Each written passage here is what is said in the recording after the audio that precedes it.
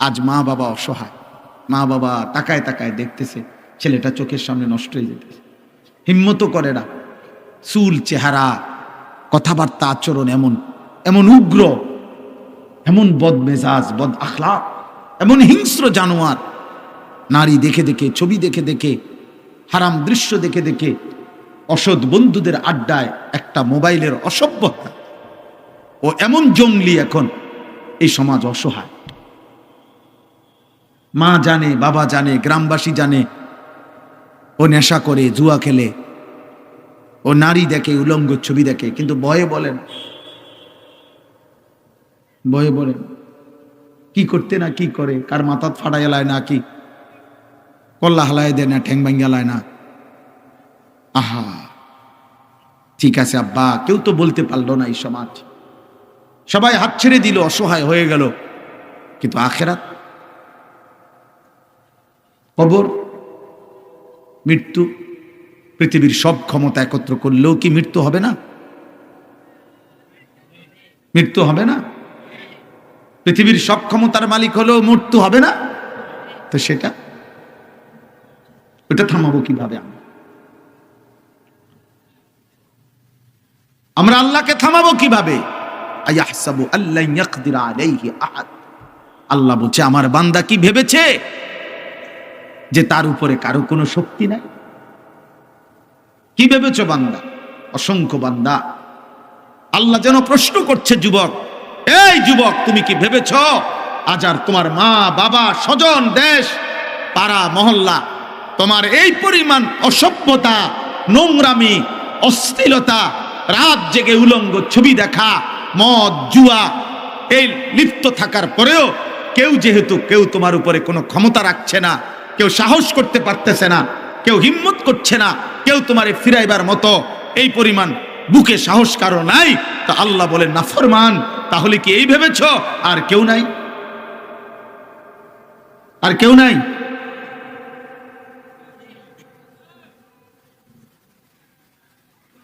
একজন যুবক, শোনো দোস্ত, তামসা করে না, মনোযোগ দিয়ে। আমি জনপ্রিয়তার জন্য আসি নাই, লোক দেখানোর জন্য বলি নাই। পরিচিতি আর জনপ্রিয়তা কোনোটাই আমাদের দরকার নাই। মৃদে কর্মুখী, আমি ভোটে দাঁড়াইছি না, আমি কোনো প্রার্থী না, আমার কোনো মার্কা নাই। হ্যাঁ হ্যাঁ, কাজেই 1 কোটি মানুষ চিনলেও কিছু আসে যায় না, কেউ না চিনলেও কিছু আসে যায় না। আমি মৃদে কর্মুখী, আমি তো ভোটে দাঁড়াইছি না, ভোটে দাঁড়াইতাম না। বলে আপনি রে দেয় কে? তা আমি নেই কই। আমার এক হুজুর ছিল, হুজুরে কারোরে রাগ করলে কইতো, যা তুইও আমারে দেখতে পারস না, আমিও তোরে দেখতে পারি না, যখন আমার তো ধরেন নাই রুমে, মনে করেন আমারও কেউ দেয় না, আমিও নেই না, আমার এর দূরে দেখো। আমি এটা খুব বলি, এর জন্য আমার খুব চিন্তা। এটা অগণিত ছেলে পেলে আজকে ভাবতেছে ওর দিলে এটা আছে, কারো বাপের ক্ষমতা নাই আমারে কিছু বলবে। আমি হলাম এই এলাকার চাঁদাবাজ, আমি হলাম আমার চুল দেখলেই তো হাতের কলজা টুদ্দা পিঠতে অজম হয়ে যাবে, আমার গারফাক দেখলেই তো হজম হয়ে যাইব। কাজেই আমারে থামাবে কে? না, কেউ থামাইতে পারবে না বাপ। তবে মনে রেখো, তোমার বানানেওয়ালা সৃষ্টিকর্তা, তিনি তোমাকে থামাই দিবে।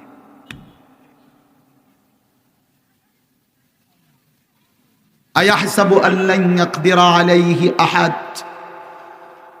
আল্লাহ বলে, বান্দা কি ভেবেছে তার উপরে কোনো ক্ষমতা নাই?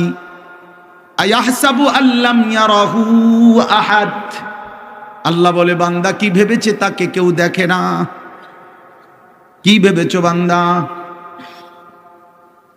তুমি কি ভেবেছো তোমাকে কেউ দেখে না? তুমি কি ভেবেছো তোমার উপরে কারো কোনো ক্ষমতা নাই? তুমি কি ভেবেছো আমি আল্লাহ অক্ষম হয়ে গেছি? তুমি কি ভেবেছো বান্দা আমি আল্লাহ তোমার উপরে কোনো ক্ষমতা রাখি না? কোরআনুল কারীমের মধ্যে একটা আয়াত দেখাই।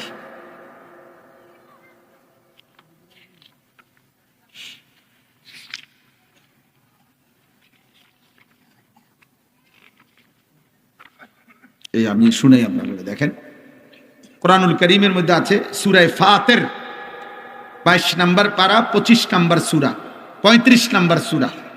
আল্লাহ তাআলা বলেন ওয়ালাউ ইউআখিদুল্লাহুন নাসা বিমা কাসাবু, যদি আল্লাহ প্রতিদিন প্রত্যেক বান্দার নাফরমানির কারণে তৎনগদ ধরতেন যে আজকের বিচার আজকেই করব, এখনকার বিচার আমি এখনই করব, তো মা তারাকা আলা যাহরিহা মিন দাব্বা, তাহলে আল্লাহর এই জমিনে নাফরমানি করে পরবর্তী সেকেন্ড আল্লাহর একটি সৃষ্টি ঘাড় সোজা করে আর জমিনে চলতে পারত না। একটা মিথ্যা বলার পরে, একবার ভিন নারীর দিকে নজর দেওয়ার পরে ফেরেশতা যদি ঘাড় চাইয়া একটা টানা ছটকনা মারে, তো আল্লাহ বলে নাফরমান আর কোনোদিন তোর ঘাড় সোজা হবে না। এই যে কোরআন শরীফের আয়াত, আমি চাইলে পারতাম, আল্লাহ বলেন আমি চাইলে পারতাম বান্দা, আমি চাইলে পারতাম। ওয়ালাকিন ইউআখিরুহুম ইলা আজালিন মুসাম্মা, কিন্তু আমি কেন করছি না? আল্লাহ বলেন বরং আমি আল্লাহই ইচ্ছা করে একটি নির্দিষ্ট বিচারের দিন, হাসরের মাঠ, আমি আল্লাহ অপেক্ষা করছি, পিছায় রাখছি, নির্ধারণ করে রাখছি, সেদিন আমি বিচার করব। এই উদ্দেশ্যে আমি আল্লাহ আজকের দুনিয়া ছেড়ে দিলাম, অক্ষমতার কারণে না, সুনির্দিষ্ট পরিকল্পনার কারণে, আমার সিদ্ধান্তের কারণে। আমার এটা সিদ্ধান্ত, ইন্না ইয়াউমাল ফাসলি কানা মিকাতা। আল্লাহ বলেন পার্থক্যের একটি নির্দিষ্ট দিন আমি ঠিক করে রেখেছি। বাল্লাহুম মাওঈদ, আল্লাহ বলেন আমার বান্দাদের বিচারের জন্য আমি ওয়াদা করে রাখছি নির্ধারিত দিন।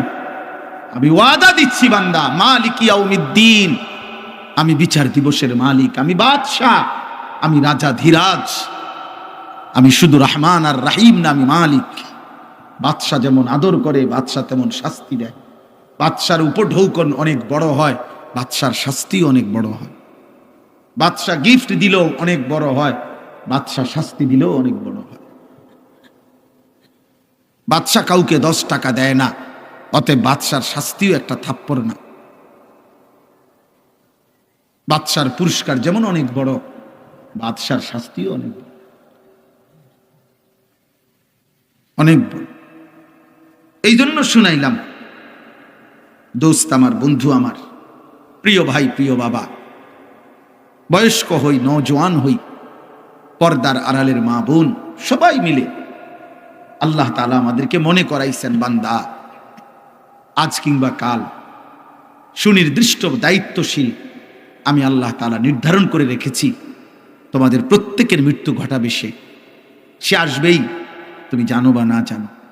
প্রস্তুত থাকো আর অপ্রস্তুত থাকো, জেগে থাকো আর ঘুমিয়ে থাকো, সুস্থ থাকো আর অসুস্থ থাকো, রাতে থাকো আর দিনে থাকো, একাকী থাকো আর সবার মাঝে থাকো, ক্ষমতার মস্তদে থাকো আর দারিদ্রের কুড়ে ঘরে থাকো, আমি একজন নির্ধারিত দায়িত্ব রাখছি, ওই এসে তোমার মৃত্যু ঘটায়া রূহটা নিয়ে যাও। এই কথাটা আমি 4টা আয়াত পড়ছি কোরআনুল কারীমের 21 নম্বর পারা 32 নম্বর সূরা, সূরায়ে সাজদা সূরাটার নাম। এই সূরার 11, 12, 13, 14 এই 4টা আয়াত আমি পড়ছি। এখন শুধু আপনাগরে সংক্ষিপ্ত একটু কথা তর্জমা শোনাব। দোস্ত, তোমরা তো দাঁড়াইয়া রইলা, মানে চাইতে আইছো, তো চাইছো তো আর যাও, গেলে গাইতে হয় না, মানে যদি মনে করো আপনি দেখতে আসছো তো দেখছো আব্বা, এখন গেলেই তো হয় আর কি। আর এমনি তো আমার কত দেখছে, দেখতে দেখতে তিতা তিতা হয়ে গেছে। শাহদিলার বাগ আমি এই অত্র অঞ্চলে সবচেয়ে বেশি যদি কোনো গ্রামে আইসা থাকি তো এখানেই আসছি, ছোট বড় যেই কোনো প্রোগ্রামে, মজলিসে আমাদের। এই জন্য আমার এখন মূলত ওয়াজেরটা, আমার টাইম শেষ মাগরিবের পরে, আমার টাইমে মৌলানা সাহেব বয়ান করছেন, আমি এখন অতিরিক্ত অন্যের হাওলাত টাইমে কিছুটা বলতেছি। তো 21 নম্বর পারা 32 নম্বর সূরা, সূরায়ে সাজদা, এই সূরাটার নাম। এই যে আমরা যে সেজদা দেই, আমরা সেজদা দেই যে, এই সেজদা আর কি, এই সূরার নামই সেজদা। সেজদা রাসূলুল্লাহ সাল্লাল্লাহু আলাইহি ওয়াসাল্লাম প্রত্যেক জুমার দিন ফজরের নামাজে এই সূরাটি পড়তেন প্রথম রাকাতে। রাসূলুল্লাহ সাল্লাল্লাহু আলাইহি সাল্লামের একটা মাসনুন আমল, সুন্নাত আমল, যে নবীজি সাল্লাল্লাহু আলাইহি সাল্লাম অধিকাংশই ফজরের নামাজে শুক্রবার দিন এই সূরা পড়তেন। অনেক বরকতপূর্ণ সূরা।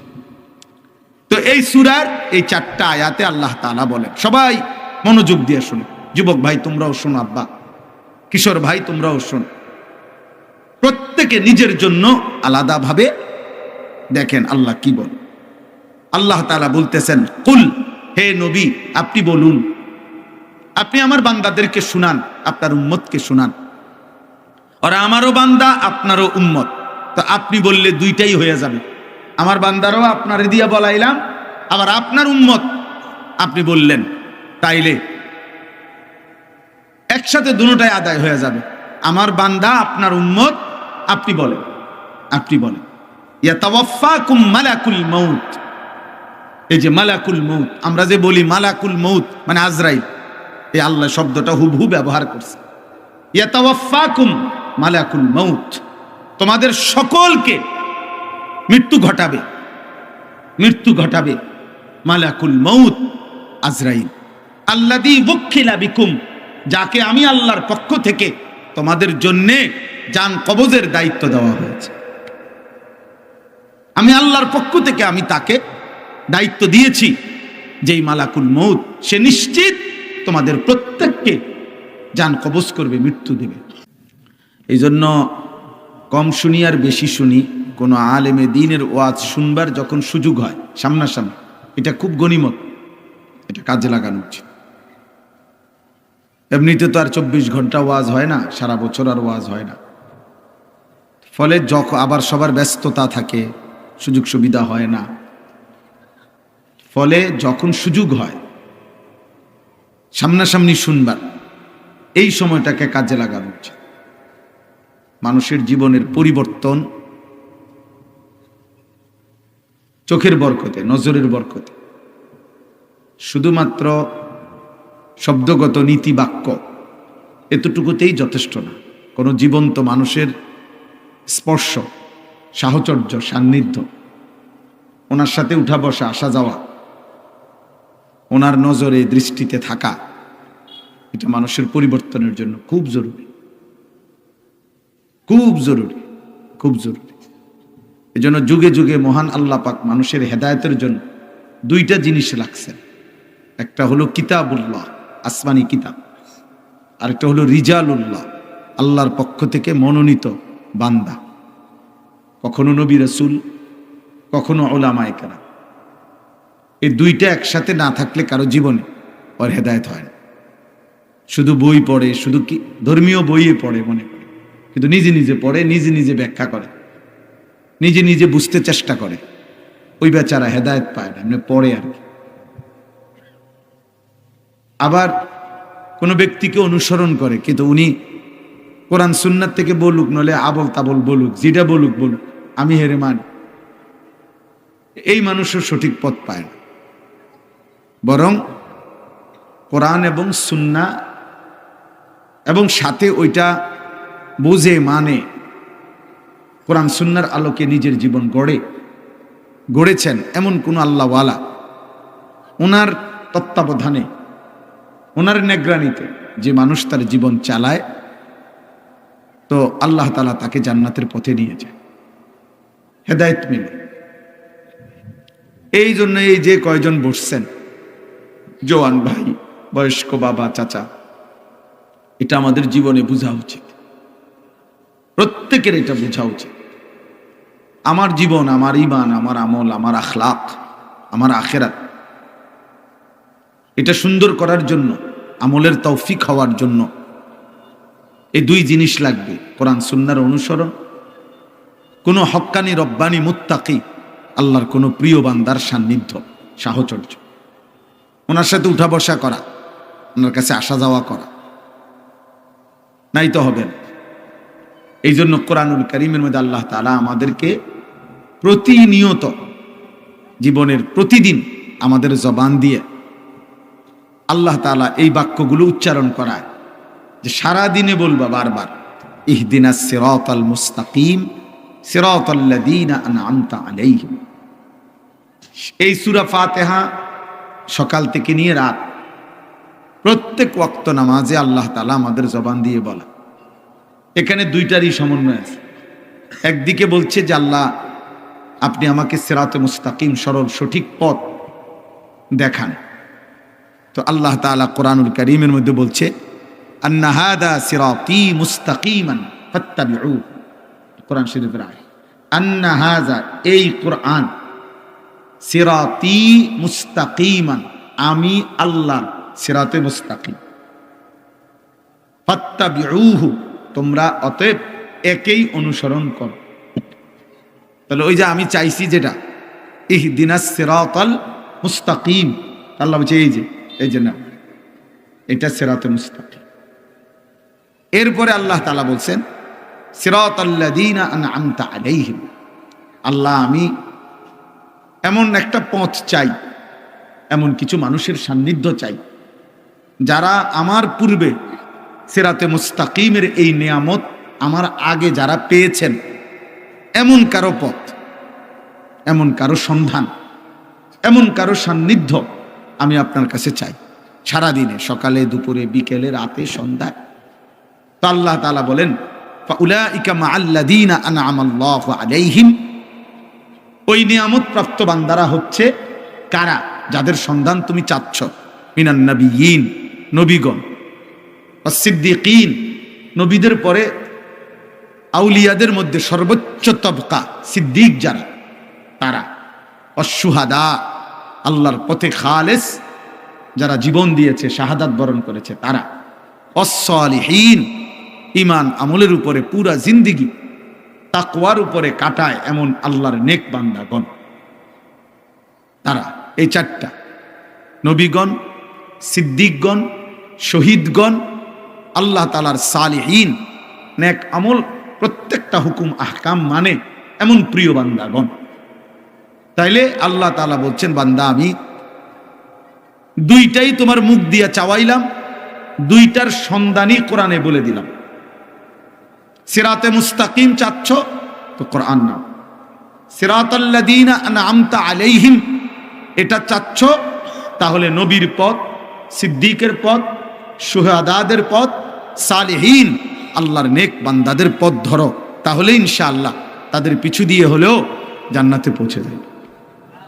আমি এই মাত্র বলছি যে মনে করেন 100 ডাব্বাওয়ালা ট্রেন, 100টা ডাব্বা, তো ইঞ্জিন যখন এটাকে টাইনা নেয় স্টেশনে যখন পৌঁছে, প্ল্যাটফর্মে স্টেশনে, তো স্টেশনে পৌঁছলে তখন যদিও 100 নম্বর ডাব্বাও যদি হয়, ওই ডাব্বাটা যদি 100 নম্বরও হোক, পিছনে হোক, কিন্তু এটাও স্টেশনেই পৌঁছে, হোক সে সবার লাস্টে, হোক সে সবার শেষে, কিন্তু স্টেশনেই পৌঁছে। তো ঠিক তেমনি ভাবে কেউ যদি নবীর পথ, সিদ্দিকের পথ, শহীদগণের পথ এবং আল্লাহর প্রিয় বান্দা, প্রিয় বান্দা বলতে ঈমান আমল তাকওয়ার উপরে যারা থাকে তাদের পথ ধরে, এবার যদি তার সিরিয়াল 100 কোটিও হয়, 1 লক্ষ কোটি নম্বরও হয়, সবার লাস্টেও হয়, তারপরেও ওই সামনের কাতারের মানুষগুলো যখন জান্নাতে পৌঁছবে ইনশাআল্লাহ কাতারের শেষ ব্যক্তিটাও জান্নাতেই পৌঁছবে। সামনে হয়তো সিদ্দিক আকবর, কাতারের সামনে ওমর আছে, ওসমান আছে, আলী আছে, আমি হয়তো পিছনে পড়ে গেছি, অসুবিধা নেই, আমি একবারে পিছনেই থাকি না, কিন্তু এই কাফেলা যেহেতু ঢুকতেছে জান্নাতের দিকে, ইনশাআল্লাহ আমিও ঢুকবো জান্নাতের দিকে। এই জন্য ভাইয়া এইটা হলো মূল মাকসাদ ওয়াজের, এমনিতে নাই তো শুধু কেবল বক্তার বিভিন্ন হালাত যাচাই বাছাই করা অথবা বক্তার বিভিন্ন অবস্থার ভিত্তিতে ওয়াজ শোনা, এটা তেমন উল্লেখযোগ্য কিছু না। আপনি ওনার ওয়াজ শোনেন কেন? ওনার সুর ভালো। ওনার ওয়াজ কেন শুনলেন? উনি যে মাঝে মাঝে দুই একটা চিৎকার মারে, খুব ভাল লাগে। উনি যে একটু কাইন্দা কাইন্দা কয়, এটা ভাল লাগে। উনি উনি খুব হাসায়, এটা ভাল লাগে। তো কেউ হাসাইলে ভাল লাগে, কারো কাঁদলে ভাল লাগে, কারো টান দিলে ভাল লাগে, কারো চিৎকার দিলে ভাল লাগে, কারো হুঙ্কার দিলে ভাল লাগে। তো আপনারে বুঝি বলছে ওয়াজ শুনতে নেই ভাল লাগে কোনটা কোনটা, এটা লেগে নাকি? ওয়াজ শোনার মাকসাদ এটা যে আপনার সামনে 10 জন বক্তা আনা হলো, এবার আপনি সিদ্ধান্ত দিবেন কারে কি কারণে ভাল লাগে, কার কি ভাল লাগে। এই তো এই শেষ, এরপরে ওয়াজ শেষ। ওয়াজের উদ্দেশ্য, আল্লাহর কথাগুলোর উদ্দেশ্য হাসিল হয়ে গেল। আফসোসের বিষয়টা, আফসোসের বিষয়। অথচ কথা ছিল কোরআনুল কারীমের মধ্যে বারবার মহান আল্লাহ পাক রব্বুল আলামিন বলছেন লাআল্লাকুম তাযাক্কারুন। কেন কোরআনের আয়াত? যেন তোমরা উপদেশ গ্রহণ করতে পারো। আল্লাহ বলছে কেন পূর্ববর্তী জাতির ঘটনা বলি, লাআল্লাহুম ইয়াতাফাক্কারুন, আমার বান্দারা যেন ভাবতে পারে, ফিকির করতে পারে, ফিকির যেন করে। আল্লাহ বলছেন ইয়াইজুকুম লাআল্লাকুম তাযাক্কারুন, আমি আল্লাহই ওয়াজ করছি কেন? যেন তোমরা উপদেশ গ্রহণ করতে পারো। ইন্না ফি যালিকা লাআয়াতিল লিকাউমিন ইয়াতাফাক্কারুন, নিশ্চয়ই আমার কোরআনের মধ্যে আমার ফিকিরমান যারা বুদ্ধি বিবেচনা বোধ কিছুটা ভাবে তাদের জন্য বড় বেশি নিদর্শন রয়েছে। আল্লাহ বলছে লাআল্লাহুম ইয়াত্তাকুন, যেন তারা মুত্তাকি হইতে পারে। লাআল্লাকুম তাত্তাকুন, যেন তোমরা মুত্তাকি আল্লাহ ভীরু হইতে পারো। এই কথাটা বারবার কোরআন শরীফে আছে, বিভিন্নভাবে আল্লাহ বলছে। কেন কোরআন, কেন কথাগুলো বললাম? আল্লাহ বলেন আমি কেন হুকুম দিলাম, কেন নূহ নবীর ঘটনা, মূসা নবীর ঘটনা, ইব্রাহিমের ঘটনা, ইসমাইলের ঘটনা, ইয়াকুবের ঘটনা, ফেরাউন, নমরুদ, কারুনের ঘটনা কেন বললাম? উদ্দেশ্য এই, বিকালবেলা অবসর একটা কিচ্ছা শুনাইলাম, এসার পরে অবসর একটা গল্প শুনাইলাম, এই জন্য নয়। আল্লাহ বলেন ইব্রাতুন, উপদেশ, তাযাক্কারুন, উপদেশ, ইয়াতাফাক্কাহুন, উপদেশ, উপদেশ, নসিহত, কিছু বুঝো, ফাতাবিরু। আল্লাহ বলছে আমার বান্দা কিছুটা ভাবো, বান্দা কিছুটা ভাবো, তোমাকে তো আমি আকল দিছি, তুমি তো ইনসান। এই জন্য দোস্ত, আমার একটা ওয়াজ, আমার একটা কথা, এটা আমি সব সময় বলি, আমার একটা সাফ বক্তব্য, সেটা হলো হালাল হারাম, জায়েজ না জায়েজ, পাক না পাক, আদেশ নিষেধ, কোনটা আল্লাহর হুকুম, কোনটা আল্লাহর নিষেধ, এই পার্থক্য জ্ঞান যার মধ্যে নাই, হালাল হারামের পার্থক্য যার মধ্যে নাই, জায়েজ না জায়েজের পার্থক্য যার মধ্যে নাই, ও কোনো ইনসান না, ও জানোয়ার, ও মূলত সরাসরি জানোয়ার। ইনসান তাকেই বলে যার মধ্যে হালাল হারামের পার্থক্য আছে, যার মধ্যে আদেশ নিষেধের বুঝ আছে, এটা আমার আল্লাহর আদেশ, এটা নিষেধ, এটা নিষেধ, এটা আমার জন্য করণীয়, এটা আমার জন্য বর্জনীয়। আমার মনে যা চায়, আমার চাহিদা পূরণ, আমার এখন 12 লাখ টাকা দরকার, খালাস, আমার এই চাহিদা পূরণ হইতে হবে, হালাল না হারাম আমি এত কিছু বুঝি না, আমি জমিও বেচছি, সুদও নিছি, কিস্তিও নিছি, সব মিলাইয়া 12 লাখ টাকা ব্যবস্থা করছি। আমার এখন নারী দেখতে হবে, আমার নারী দরকার, অতএব আমি হালাল হারাম বুঝি না, আমি মোবাইলে পারি, রাস্তায় পাই, টেলিভিশনে পাই, নর্তকী দেখবই আমি, উলঙ্গ ছবি দেখবই আমি, আমার কোনো হালাল হারাম নাই। হ্যাঁ, আমার এখন চাহিদা পূরণ করা দরকার। এই যে এই আখলাক, এটা জানোয়ারের আখলাক, এক কথা এটা কুত্তার আখলাক, কুত্তার আখলাক, এটা জানোয়ারের আখলাক। হালাল হারামের পার্থক্য যার মধ্যে নাই, আদেশ নিষেধের ব্যবধান যার মধ্যে, মদও খায় মধুও খায়, হালাল টাকাও নেয় সুদের টাকাও নেয়, সালামও দেয় গালিও দেয়, বুঝেন নাই কথাটা? আপন মাকেও দেখে, মোবাইলের নর্তকীও দেখে, আপন বোনকেও দেখে, রাস্তার নারীকেও দেখে। তার মানে কি? হালাল হারামের কোনো পার্থক্য নেই, জায়েজ না জায়েজের কোনো পার্থক্য নেই, বরং সিদ্ধান্ত একটাই, চাহিদা পূরণ। আমার মনে যা চাইছে, আমার চাহিদা, আমি এটা পূরণ করতে হবে। আল্লাহ কোরআনে বলছে এই চাহিদা যে পূরণ করে, আদেশ নিষেধ হালাল হারামের ব্যবধান না মেনে শুধু চাহিদা যে পূরণ করে, আল্লাহর কসম, আল্লাহ বলছে এই মানুষটা, এই লোকটার পরিচয় হলো কুত্তা, কুত্তা, কুত্তা। কোরআন শরীফের আয়াতে শুধু চাহিদা যে পূরণ করে, আমার টাকা দরকার, আমি বড় লোক হইতে হইব, সুদা কথা। এবার মাথার বাড়ি দিয়া ফারি, আর চোখ খুলেলাম দরকার, কিডনি খুলেলাম, আমার টাকা লাগবে, আমার ক্ষমতা দরকার, আমার ক্ষমতা দরকার, আমি হালাল হারাম বুঝি, বৈধ অবৈধ বুঝি, আমার নারী দরকার, আমার নেশা দরকার। অতএব অনুমতি নিষেধ আমি জানি না, আমি জানি আমার চাহিদা পূরণ হইতে হবে। এই শুধু চাহিদা যে পূরণ করে, হালাল হারামের তোয়াক্কা না করে, খোদার কসম কোরআন তাকে বলছে ফামাসালুহু ওয়াত্তাবা হাওয়াহু ফামাসালুহু কামাসালিল কালব। সূরা আরাফে আছে, আল্লাহ বলছে তার উদাহরণ, তার দৃষ্টান্ত, যে শুধু চাহিদা পূরণ করে, তার দৃষ্টান্ত কামাসালিল কালব, কুত্তার মতো। ওই জীবন কুত্তার জীবন। এবার দোস্ত আমার, নিজের সিদ্ধান্ত নিজে নেন। ইনসান নাকি হাইওয়ান, ফয়সালা করে, ফয়সালা করে। নিজের সিদ্ধান্ত নিজে নেন। আল্লাহ তাআলা এটা বলে দিছেন। এজন্য আল্লাহ তাআলা বলছে আমার নাফরমান বান্দা, ওর মূলত তোমাদের মনে হয়তো তার দিল আছে, আমি আল্লাহ বলছি যে তার দিল আছে ঠিক, কিন্তু সে কিছুই বোঝে না। কান আছে, কিছুই শোনে না। চোখ আছে, কিছুই দেখেন। নাফরমান বান্দা মূলত চোখেই দেখেন। নাফরমান বান্দা পাপী, মুশরিক, মুনাফিক, কাফের, বেঈমান, হারামখোর, নাফরমান, পাপী, ও মূলত কিছুই অন্তরে কিছুই ভাবে না, ও কানে কিছু শুনেই না। আল্লাহ বলছে ও চোখেই দেখে না, অথচ আমরা দেখি দেখে। দেখে তার মানে কি?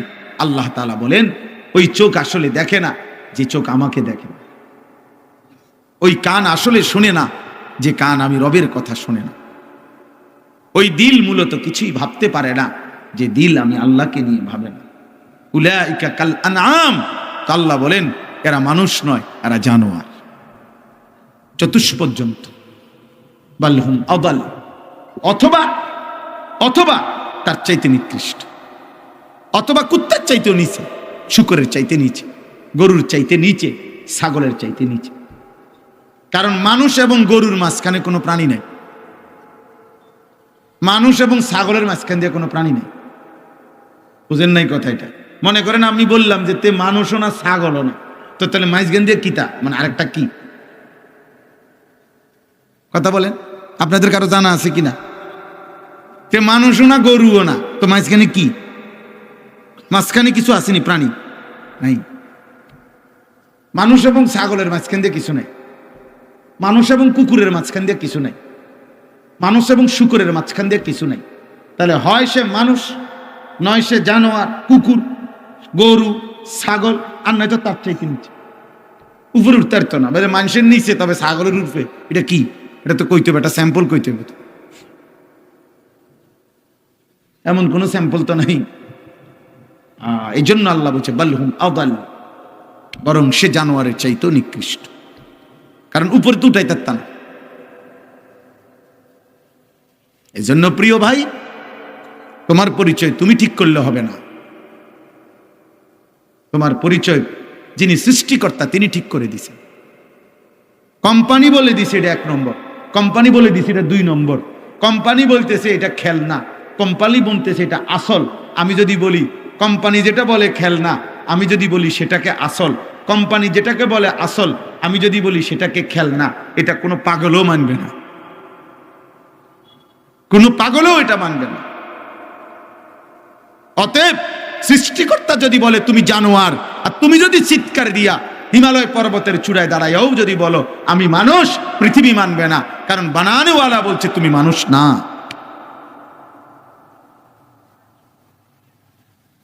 বানানেওয়ালা বলছে মানুষ না। এজন্য ইনসান হওয়া দরকার। কোরআনের মাকসাদ ইনসান বানায়, পৃথিবীর বাকি পড়ালেখা উপার্জন শিখায়, কোরআন মানুষ বানায়। কোরআন মানুষ বানায়, হুদাল্লিন নাস, এটা মানুষ বানায়, মানুষ ইনসান বানায়। এজন্য কোরআনবিহীন ইনসান হয় না, উপার্জনকারী হয়, দুনিয়া ভোগকারী প্রাণী হয়। জন্তু জানোয়ারও দুনিয়া ভোগ করছে, মানুষ নামের এই লোকটাও, এই মানুষ নামের এই প্রাণীটাও দুনিয়া ভোগ করছে। এই যার জীবনে বিশ্বাস করেন, এটা 100 বছর না, 1000 বছর পরেও এটাই কথা, লক্ষ বছর পরেও কথা এটাই সত্য, যে কোরআনবিহীন মানুষ হয়, সুন্নাহবিহীন মানুষ হয়। 1 লাখ টাকা বেতন পায়, তে মানুষ হয়েছে না? মানুষ হয়েছে না, তে তো চুরি করে, তে তো মুতে খারাইয়া, হ্যাঁ, তে তো পরের মহিলার সাথে ঘন্টার পর ঘন্টা লগে বইয়া কথা কয়, তে তো সুযোগ পাইলে জিনা করে, সে তো হারাম অস্থির ছবি দেখে, তো তো তার মাসে 3 লাখ টাকা ইনকাম, তো কি হে মানুষ হয়ে গেছে না? কথা বলেন না তো? তাইলে সে উপার্জনের, হ্যাঁ, এমন কোন কৌশল শিখছে যার দ্বারা এখন তার 3 লাখ টাকা ইনকাম। সে রোজগারের কোনো ভালো পন্থা বুঝা লইছে যেটার দ্বারা তার এখন 2 লাখ টাকা ইনকাম, ভালো কথা, কিন্তু ইনসান হয় নাই, মানুষ হয় নাই। এই জন্য সৈয়দ আবুল হাসান আলী নদভী রহমতুল্লাহ আলাই, ভারতীয় উপমহাদেশের একজন বড় বুজুর্গ ছিলেন, তিনি বলতেন, আমার কালকের শ্রোতা আজকে আইছে, তিনি বলতেন, সৈয়দ আবুল হাসান আলী নদভী রহমতুল্লাহ আলাই, শুনেন ভাই, শুনেন, নওজোয়ান তোমরা শুনো, মিয়া শুনো, দোস্ত, আজ তোমাদের অসংখ্য ছেলেকে ফেরাবার কেউ নাই, এই সমাজ অসহায় তোমাদের কাছে।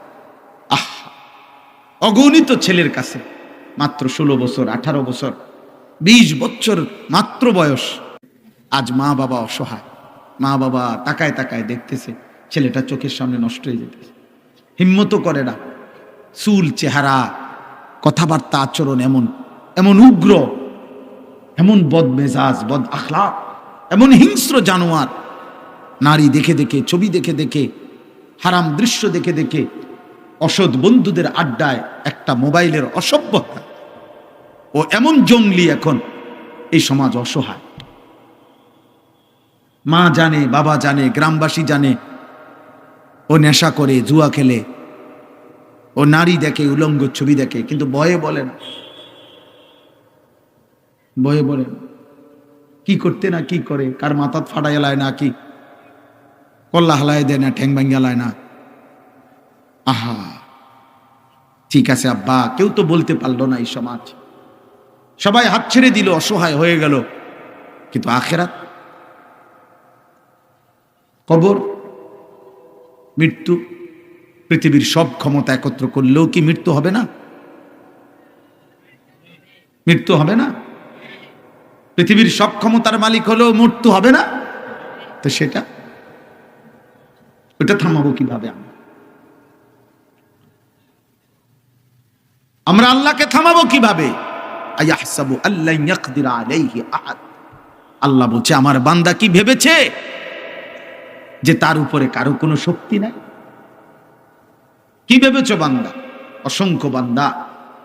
আল্লাহ যেন প্রশ্ন করছে, যুবক, এই যুবক, তুমি কি ভেবেছ আজ আর তোমার মা বাবা, স্বজন, দেশ, পাড়া মহল্লা তোমার এই পরিমাণ অসভ্যতা, নোংরামি, অশ্লীলতা, রাত জেগে উলঙ্গ ছবি দেখা, মদ, জুয়া, এই লিপ্ত থাকার পরেও কেউ তোমার উপরে কোনো ক্ষমতা রাখছে না, কেউ সাহস করতে পারতেছে না, কেউ হিম্মত করছে না, কেউ তোমারে ফিরাইবার মতো এই পরিমাণ বুকে সাহস কারো নাই? তা আল্লাহ বলেন, নাফরমান, তাহলে কি এই ভেবেছ আর কেউ নাই? আর কেউ নাই?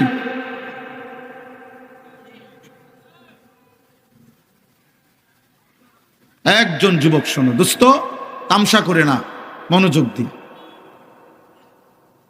আমি জনপ্রিয়তার জন্য আসি নাই, লোক দেখানোর জন্য বলি নাই, পরিচিতি আর জনপ্রিয়তা কোনোটাই আমাদের দরকার নাই। হৃদয় কর্মকে আমি ভোটে দাঁড়াইছি না, আমি কোনো প্রার্থী না, আমার কোনো মার্কা নাই।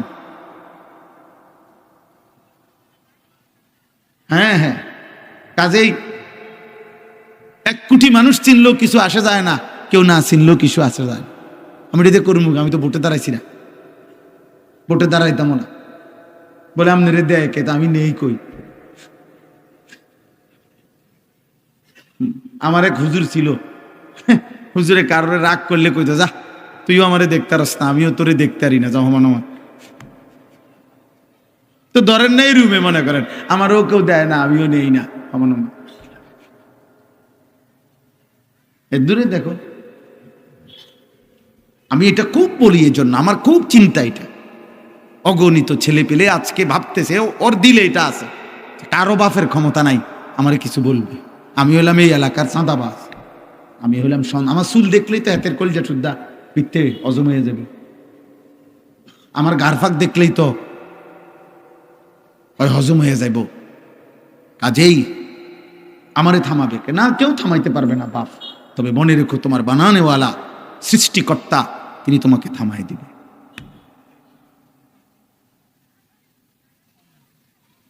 আয়াহসাবু আল্লান ইয়াকদিরা আলাইহি আহাদ। আল্লাহ বলে, বান্দা কি ভেবেছে তার উপরে কোনো ক্ষমতা নাই। আয়াহসাবু আল্লাম ইয়ারাহু আহাদ। আল্লাহ বলে, বান্দা কি ভেবেছে তাকে কেউ দেখে না। কি ভেবেছো বান্দা? তুমি কি ভেবেছো তোমাকে কেউ দেখে না? তুমি কি ভেবেছো তোমার উপরে কারো কোনো ক্ষমতা নাই? তুমি কি ভেবেছো আমি আল্লাহ অক্ষম হয়ে গেছি? তুমি কি ভেবেছো বান্দা আমি আল্লাহ তোমার উপরে কোনো ক্ষমতা রাখি না?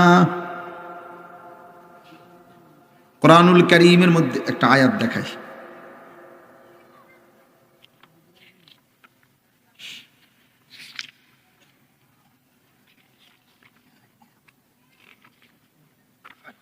এই আমি শুনাই আপনাদের, দেখেন কোরআনুল কারীমের মধ্যে আছে সূরা ফাতির 22 নম্বর পারা 25 নম্বর সূরা 35 নম্বর সূরা। আল্লাহ তাআলা বলেন, ওয়ালাউ ইউআখিদুল্লাহুন নাসা বিমা কাসাবু। যদি আল্লাহ প্রতিদিন প্রত্যেক বান্দার নাফরমানির কারণে তৎনগদ ধরতেন, যে আজকের বিচার আজকেই করব, এখনকার বিচার আমি এখনই করব, তো মা তারাকা আলা যাহরিহা মিন দাব্বা। তাহলে আল্লাহর এই জমিনে নাফরমানি করে পরবর্তী সেকেন্ড আল্লাহর একটি সৃষ্টি ঘাড় সোজা করে আর জমিনে চলতে পারত না। একটা মিথ্যা বলার পরে, একবার ভিন নারীর দিকে নজর দেওয়ার পরে ফেরেশতা যদি ঘাড় চাইয়া একটা টানা চটকনা মারে, তো আল্লাহ বলে, নাফরমান আর কোনোদিন তোর ঘাড় সোজা হবে না। এই যে কোরআন শরীফের আয়াত, আমি চাইলে পারতাম, আল্লাহ বলেন আমি চাইলে পারতাম বান্দা, আমি চাইলে পারতাম।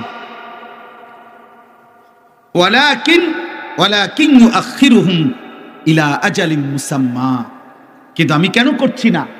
আল্লাহ বলেন, বরং আমি আল্লাহই ইচ্ছা করে একটি নির্দিষ্ট বিচারের দিন, হাসরের মাঠ, আমি আল্লাহ অপেক্ষা করছি, পিছায় রাখছি, নির্ধারণ করে রাখছি, সেদিন আমি বিচার করব। এই উদ্দেশ্যে আমি আল্লাহ আজকের দুনিয়া ছেড়ে দিলাম। অক্ষমতার কারণে না, সুনির্দিষ্ট পরিকল্পনার কারণে, আমার সিদ্ধান্তের কারণে। আমার এটা সিদ্ধান্ত, ইন্না ইয়াউমাল ফাসলি কানা মিকাতা। আল্লাহ বলেন, পার্থক্যের একটি নির্দিষ্ট দিন আমি ঠিক করে রেখেছি। বাল্লাহুম মাওঈদ। আল্লাহ বলেন, আমার বান্দাদের বিচারের জন্য আমি ওয়াদা করে রাখছি নির্ধারিত দিন। আমি ওয়াদা দিচ্ছি বান্দা, মালিক ইয়াউমিদ্দিন, আমি বিচার দিবসের মালিক, আমি বাদশাহ, আমি রাজা ধীরাজ, আমি শুধু রহমান আর রাহিম না, আমি মালিক। বাদশাহ যেমন আদর করে, বাদশাহ তেমন শাস্তি দেয়। বাদশার উপঢৌকন অনেক বড় হয়, বাদশার শাস্তি অনেক বড় হয়। বাদশাহ গিফট দিলেও অনেক বড় হয়, বাদশাহ শাস্তি দিলেও অনেক বড় হয়। বাদশাহ কাউকে 10 টাকা দেয় না, অতএব বাদশার শাস্তিও একটা থাপ্পড় না। বাদশার পুরস্কার যেমন অনেক বড়, বাদশার শাস্তিও অনেক বড়, অনেক বড়। এই জন্য শুনাইলাম, দোস্ত আমার, বন্ধু আমার, প্রিয় ভাই, প্রিয় বাবা, বয়স্ক হই, নওজোয়ান হই, পর্দার আড়ালের মা বোন সবাই মিলে আল্লাহ তাআলা আমাদেরকে মনে করাইছেন, বান্দা আজ কিংবা কাল সুনির্দিষ্ট দায়িত্বশীল আমি আল্লাহ তাআলা নির্ধারণ করে রেখেছি, তোমাদের প্রত্যেকের মৃত্যু ঘটাবে সে আসবেই, তুমি জানো বা না জানো। প্রস্তুত থাকো আর অপ্রস্তুত থাকো, জেগে থাকো আর ঘুমিয়ে থাকো, সুস্থ থাকো আর অসুস্থ থাকো, রাতে থাকো আর দিনে থাকো, একাকী থাকো আর সবার মাঝে থাকো, ক্ষমতার মস্তদে থাকো আর দারিদ্রের কুড়ে ঘরে থাকো, আমি একজন নির্ধারিত দায়িত্ব রাখছি, ওই এসে তোমার এই মৃত্যু ঘটাইয়া রূহটা নিয়ে যাও। এই কথাটা আমি 4টা আয়াত পড়ছি কোরআনুল কারীমের 21 নম্বর পারা 32 নম্বর সূরা, সূরায়ে সাজদা সূরাটার নাম। এই সূরার 11, 12, 13, 14 এই 4টা আয়াত আমি পড়ছি। এখন শুধু আপনাগরে সংক্ষিপ্ত একটু কথা তর্জমা শোনাব। দোস্ত, তোমরা তো দাঁড়াইয়া রইলা, মানে চাইতে আইছো তো, চাইছো তো, আর যাও গেলে গাইতে হয় না, মানে যদি মনে করো এমনি দেখতে আসছো তো দেখছো আব্বা, এখন গেলেই তো হয় আর কি। আর এমনি তো আমার কত দেখছে, দেখতে দেখতে তিতা তিতা হয়ে গেছে। শাহদিলার বাগ আমি এই অত্র অঞ্চলে সবচেয়ে বেশি যদি কোনো গ্রামে আইসা থাকি তো এখানেই আসছি, ছোট বড় যেই কোনো প্রোগ্রামে মজলিসে আমাদের। এই জন্য আমার এখন মূলত ওয়াজেরটা, আমার টাইম শেষ মাগরিবের পরে, আমার টাইমে মৌলানা সাহেব বয়ান করছেন, আমি এখন অতিরিক্ত অন্যের হাওলাত টাইমে কিছুটা বলতেছি। তো 21 নম্বর পারা 32 নম্বর সূরা, সূরায়ে সাজদা, এই সূরাটার নাম। এই যে আমরা যে সেজদা দেই, আমরা সেজদা দেই যে এই সেজদা আর কি, এই সূরার নামই সেজদা। সেজদা রাসূলুল্লাহ সাল্লাল্লাহু আলাইহি ওয়াসাল্লাম প্রত্যেক জুমার দিন ফজরের নামাজে এই সূরাটি পড়তেন প্রথম রাকাতে। রাসূলুল্লাহ সাল্লাল্লাহু আলাইহি সাল্লামের একটা মাসনুন আমল, সুন্নাত আমল, যে নবীজি সাল্লাল্লাহু আলাইহি সাল্লাম অধিকাংশই ফজরের নামাজে শুক্রবার দিন এই সূরা পড়তেন।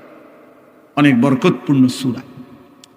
তো এই সূরার এই 4টা আয়াতে আল্লাহ তাআলা বলেন, সবাই মনোযোগ দিয়ে শুনো, যুবক ভাই তোমরাও শোনো, আব্বা কিশোর ভাই তোমরাও শোনো, প্রত্যেকে নিজের জন্য আলাদাভাবে দেখেন আল্লাহ কি বল। আল্লাহ তাআলা বলতেছেন, কুল, হে নবী আপনি বলুন, আপনি আমার বান্দাদেরকে শুনান, আপনার উম্মতকে শুনান, ওরা আমারও বান্দা আপনারও উম্মত। তো আপনি বললে দুইটাই হয়ে যাবে, আমার বান্দারও আপনারে দিয়া বলাইলাম, আবার আপনার উম্মত আপনি বললেন, তাইলে একসাথে দুটোটাই আদায় হয়ে যাবে।